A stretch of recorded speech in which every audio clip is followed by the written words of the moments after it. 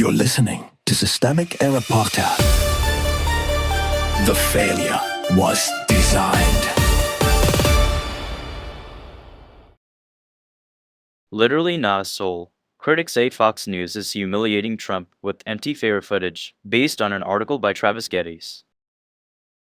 Trump's fair wasn't embarrassed by Fox. It was exposed by reality. Empty stages need protection. Fox News accidentally did one useful thing Thursday. It showed what the Great American State Fair looked like when the camera stopped flattering it. The event was described as nearly empty, and the reasons were not mysterious in the least. Sweltering heat, severe storms, power outages, mechanical failures, and poor attendance. That is the factual context. The political meaning is simpler. A spectacle built to project strength can collapse into vacancy the moment the audience fails to show up.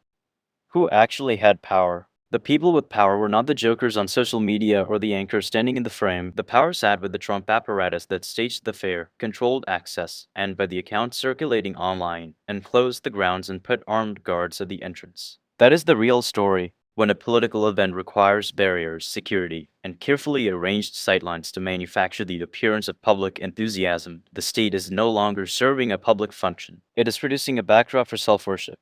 Fox became a witness, not a cause. The ridicule aimed at Fox matters because it reveals a failure of political theater. Fox is not some neutral referee that happened to stumble into the truth. It is part of the ecosystem that helps launder Trump's image. But in this case, its live coverage captured the opposite of momentum: an expanse of grass, a temporary studio, and almost no one there. The embarrassment was not accidental so much as unavoidable. If the event depends on a prebuilt illusion, any honest frame will puncture it. The blame misdirection is obvious. The weak version of this story is that the fair was merely unlucky, or that Fox made Trump look bad by mistake. That framing misses the underlying structure. The real failure belongs to the people who promised a triumphant public event and delivered a fenced-off, poorly attended display that needed heavy staging just to imply popularity. The absence of crowds is not a minor logistical problem. It is a political verdict. No amount of camera placement can conjure legitimacy out of an empty field. Marketing for a pretend mass movement.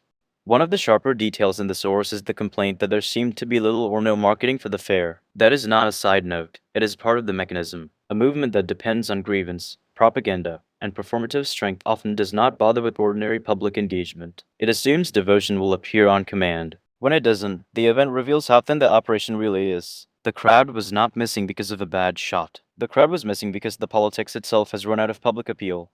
The pattern. This is the recurring logic of Trump-era power.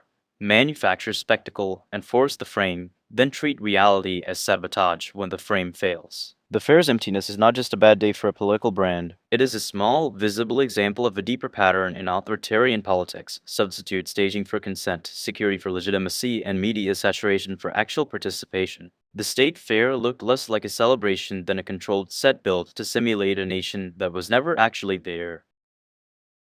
You've been listening to Systemic Error. Thanks to Raw Story for today's article. With the automated voice of Kuzel, thanks for listening.